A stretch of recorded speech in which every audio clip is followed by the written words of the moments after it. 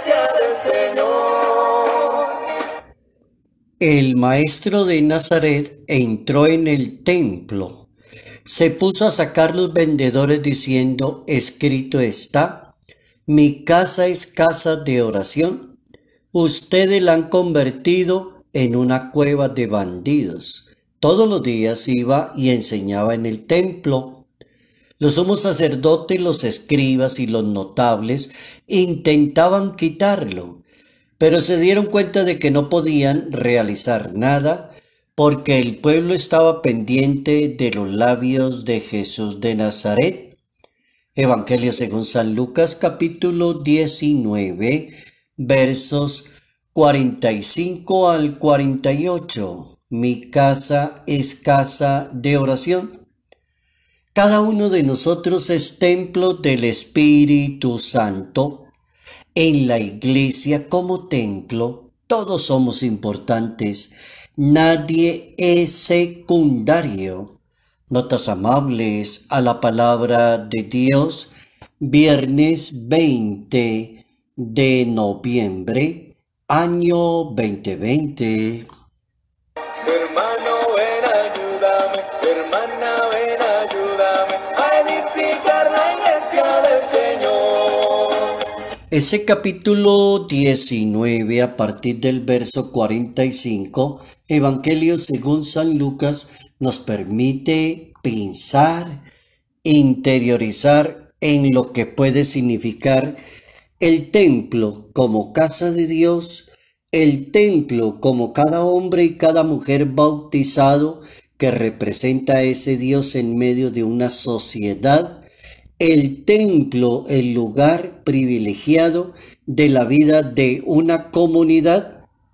Cómo centrar la atención en el templo y revisar un poquito la Sagrada Escritura y darse cuenta que en ese versículo 46 del capítulo 19, según la versión de San Lucas en su Evangelio, nos cuenta que el maestro de Nazaret enseñaba de una manera permanente en el templo. Luego allí hay ya una primera idea interesante, cómo el templo lo utilizó el maestro para educar, para enseñar, para formar. También en el templo suceden acontecimientos donde el maestro también sana a las personas, también indica, también corrige lo que se debe hacer de una manera correcta.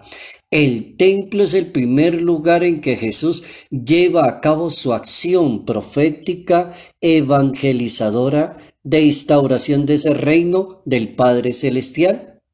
También hay controversias en el templo, allí en ese lugar, y ahí hay las referencias de Jesús, es decir, las controversias del mal uso del templo o el aprovechar el templo como un medio de enriquecimiento o de sacarle la plática a la comunidad y a la gente.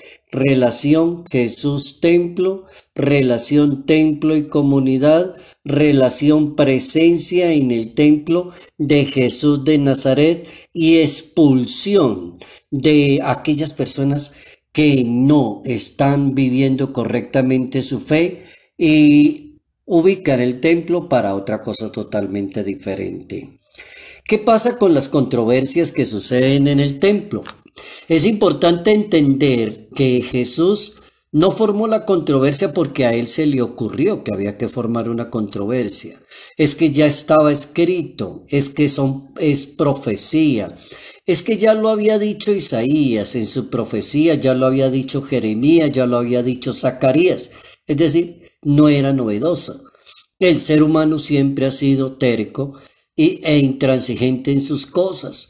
Mientras no haya alguien que diga eso no está correcto, Jesús une el gesto de expulsar del templo a los vendedores, porque el templo no es para vender.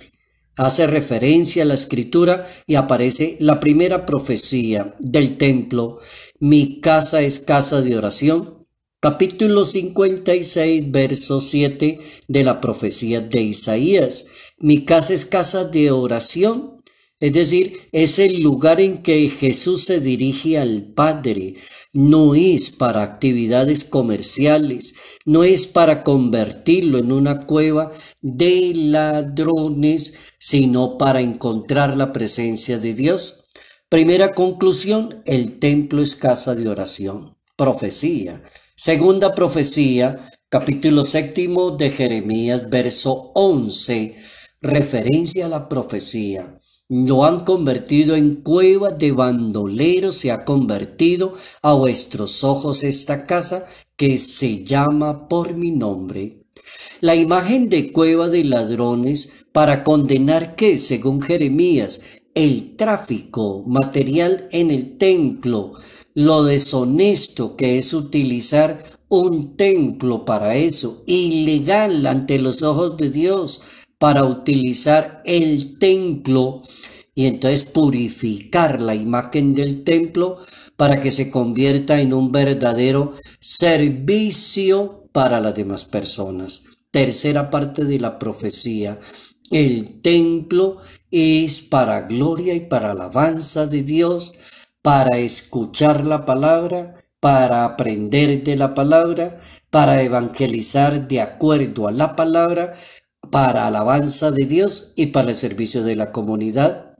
Tercera conclusión profética del templo, Zacarías, cuando habla de la expulsión de los impostores que hay en el templo, y dice el profeta, no habrá más comerciantes en la casa de Yahvé, Sebaot aquel día, porque el templo es para el culto a Dios y para el servicio de la comunidad.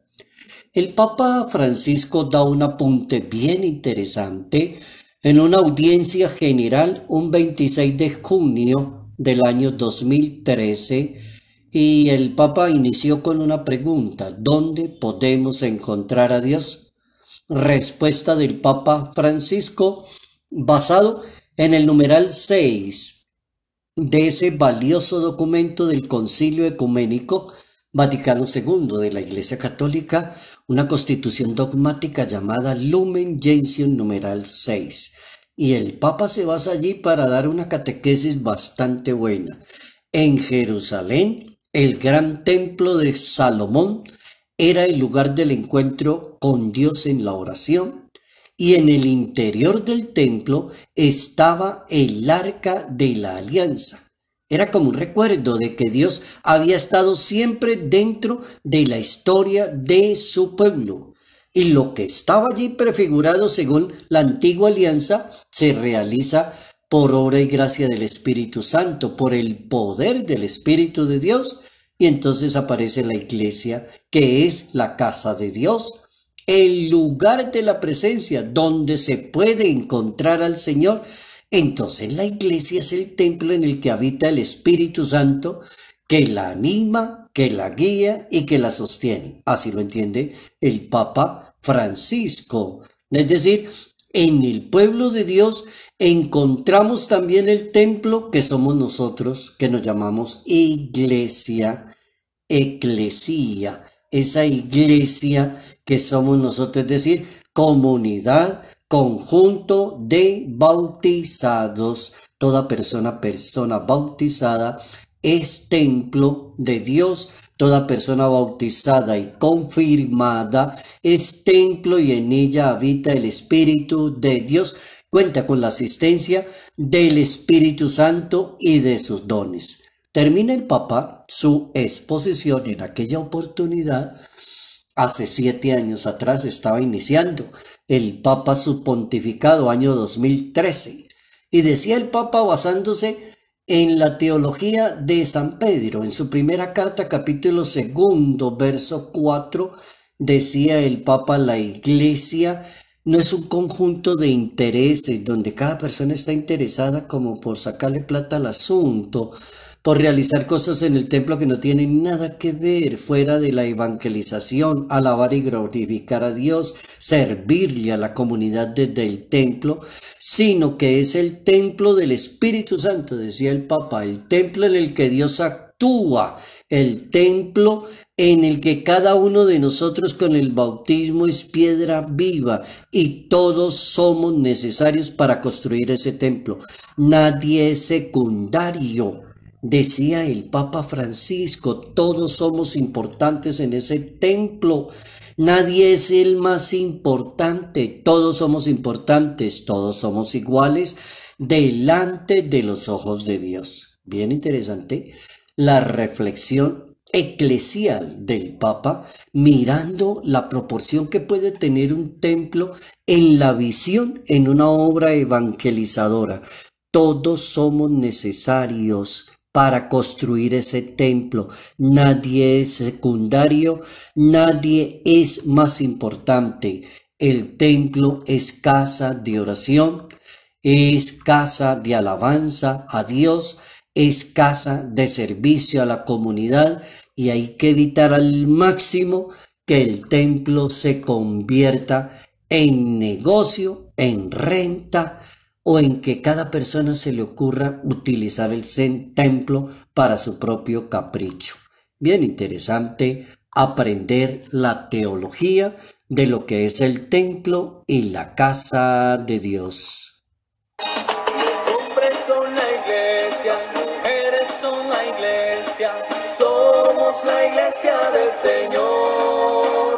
Salud, paz y bendición. Bendición en el nombre del Padre, bendición en el nombre del Hijo, bendición en el nombre del Espíritu Santo. Padre Jairo Yate Ramírez, Arquidiócesis de Ibagué,